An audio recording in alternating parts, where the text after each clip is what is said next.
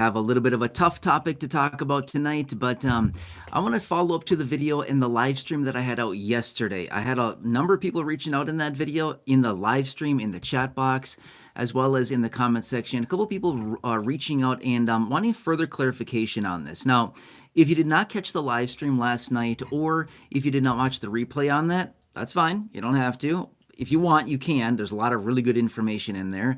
But anyway, let me just kind of recap really fast here as far as what I talked about yesterday evening in the live stream, and then why I want to bring this up, because there's a lot of seniors out there that are very concerned about this, and I don't blame you whatsoever. I mean, seriously, rightfully so, right? They're changing the rules and everything that's going on right now. Okay, super fast recap here as far as what I talked about last night, okay? So this big reconciliation bill, the multiple trillions of dollars in the tax bill, the stimulus bill, the big beautiful package, whatever you want to call it, there's a ton of names out there for it, but that's the one that's out there, okay? It was passed in the House about a week ago, a little over a week ago now. They pushed it onto the Senate. Senate has been sitting on it. They've been talking about it a little bit. Some senators are coming out, digging in, saying, I'm not voting for this unless we make some major changes to this.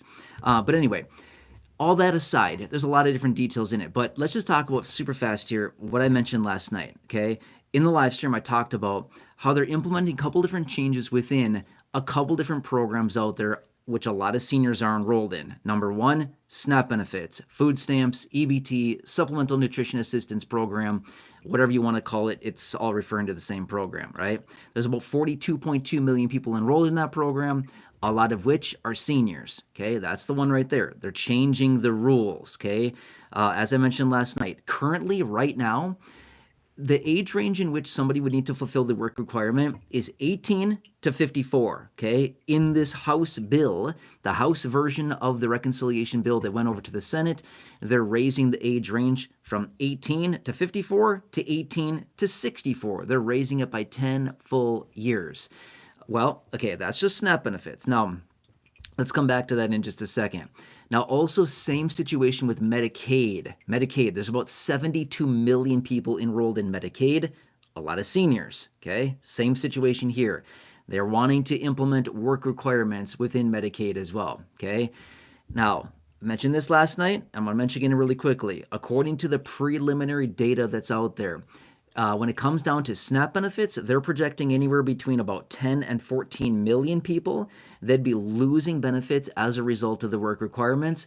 And then with Medicaid, they're projecting 14 million plus people that'd be losing Medicaid coverages, again, because of the work requirements. So in total, obviously there'd be some dual coverages there as well. But in total, we're talking like 24 million people. I mean, we're talking a lot of people, right? Obviously, there's some people that'd be covered by both, that'd be potentially losing benefits, but either way, no matter how you cut it, we're talking about lots of people, 10, 15, 20 plus million people losing coverages. It's a lot of people, right? Okay. Anyway, I've had a number of people reaching out wondering, hey, are they going to force seniors back to work with this? Okay, that's what I want to answer for you really quickly, because it can be very scary, which, by the way, if you want further details on this whole SNAP work requirements and other details on that, just watch the live stream from last night. There's a lot of really good information in there. You only need to watch like the first 10 minutes. It's like a 50-minute live stream, I think. Don't watch the whole thing. You can if you want, but you certainly don't need to. Just the first like 10, 12 minutes or so, that's honestly all you need to watch. As soon as I get into the chat box in that live stream, honestly, you don't need to watch it anymore. You can.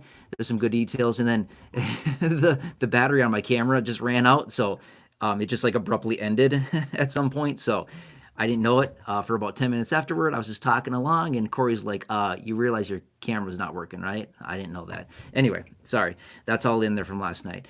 But anyway, okay, to answer this question, are they going to force seniors to work?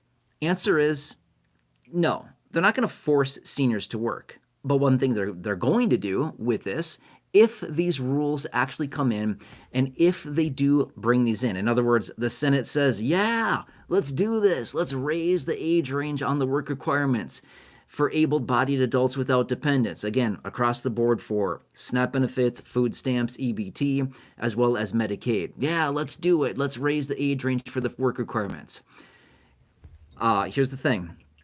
I mentioned this, by the way. That was me mocking the lawmakers, by the way. I'm not saying that they should. I was mocking lawmakers with my little voice there. Yeah, that voice. Okay, anyway, you get that. But I mentioned this last night as well, which is there's a number of lawmakers that are digging in on this and saying, we're not voting for this. We are not voting for this with the age range increase for the work requirements. They're not. So we may have an out here. We may have a couple senators who are coming in. That's all we need. We just need a couple senators to come in and say, we're not voting for this, and it won't pass.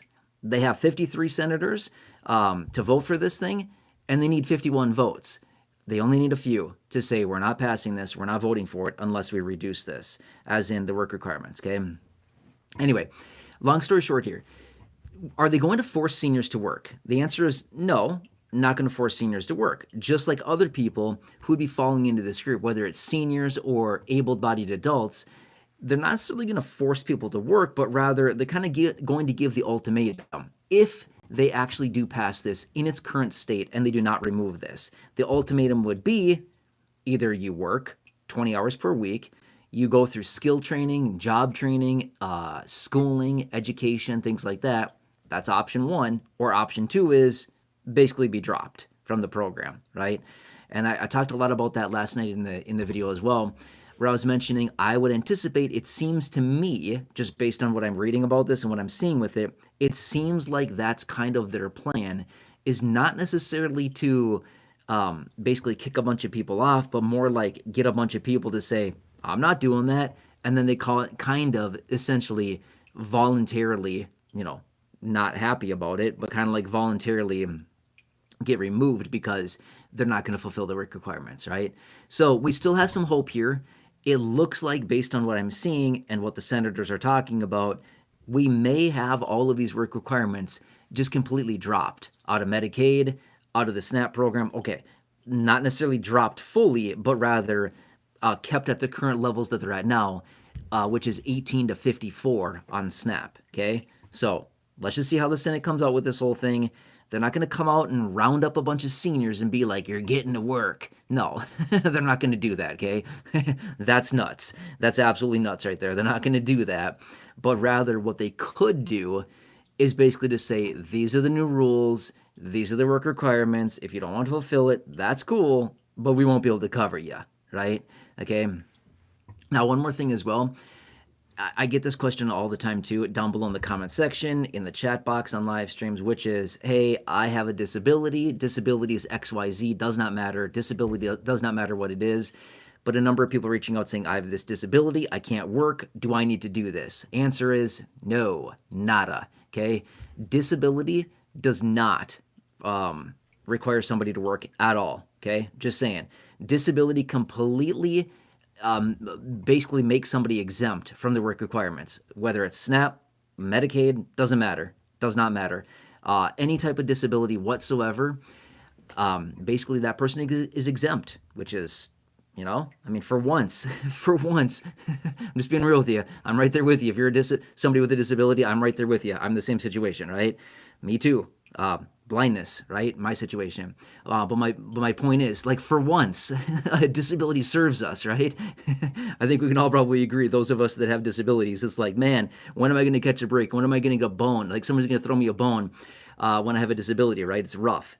But finally, maybe this one time, like, finally, my disability is serving me. This is great, right? It's not always like that. Like, the most of the time it's not. But finally, this one time, having a disability might be like, wow, it saved me this one time, right? So anyway, this is what it comes down to, okay? I don't really need to sit here and hammer this point home forever. You get it. Anybody with a disability, you're exempt, would not need to fulfill the work requirements for either Medicaid or SNAP benefits. And no, they're not necessarily going to force retirees and seniors to go to work, but rather the ultimatum would be is that if the age range is lifted, increased as they desire to do so for the work requirements, if somebody's able-bodied and their age is within the work requirements and they do not have any exemptions, as in they do not have something that would make them exempt from the work requirement, they're not going to go around and round up a bunch of seniors and say, here, you're going to go work here at this grocery store, you're going to go work at this nursery, you're going to go work at this hardware store. They're not going to do that. No, it's just that's where we're at, okay? let's see. I would not worry about this too much. Let's not get too worried about this. Let's not get too jacked up about it yet. Let's just see what the senators are doing here. It looks like we may have a pretty positive out here, as there's a number of seniors that are saying, we're not voting for this. We don't like this. This is not something that we're going to support. So it looks like that's where we're at now, but it's also politics and it's also lawmakers. They talk out of both sides of their mouth.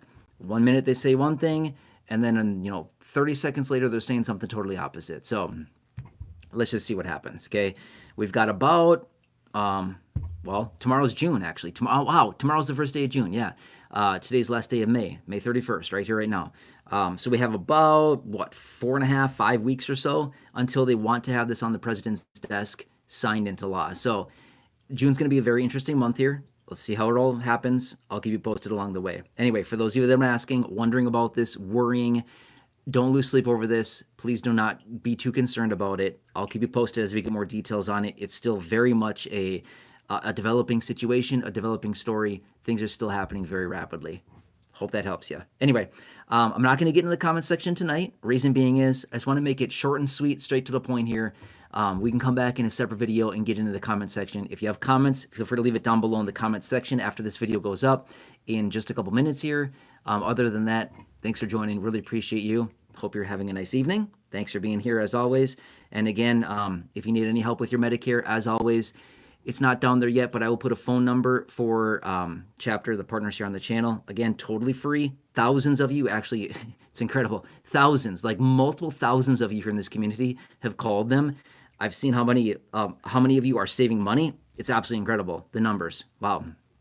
Anyway, you can call them, by the way. If you have questions on Medicare, you can call them and ask them all your questions as well. Again, if you're turning 65, if you're retiring, you need help with your Medicare initial enrollment or your supplements, Medigap plans, Part D plans, Medicare Advantage, anything like that, they can answer all of it for you. I'll put the phone number down below in the description and at the top of the comment section when I'm done here. So just watch for it there. Otherwise, have a nice evening. Thanks again for joining. And again, I'm not going to get into the chat today to answer questions. We'll do that a different day. Just want to make it relatively short here. Anyway, hope that helps you. Again, if you have specific questions, this video will be up here shortly after I end it. Just leave a comment in the comment section. I'll do my best to answer those. Otherwise, I can come back and make another dedicated live stream whenever you need. Okay? Otherwise, thank you so much. Have a nice evening. Catch you again later. Stay safe out there. Some weird stuff happening. All right. Anyway, just please enjoy, and I hope this answers it for you, for those of you that have been concerned about it. All right. Let's leave it at that, and I'll catch you again later in the next one. All right. Watch for that phone number, by the way, for your Medicare help, and I will see you later. All right. See ya.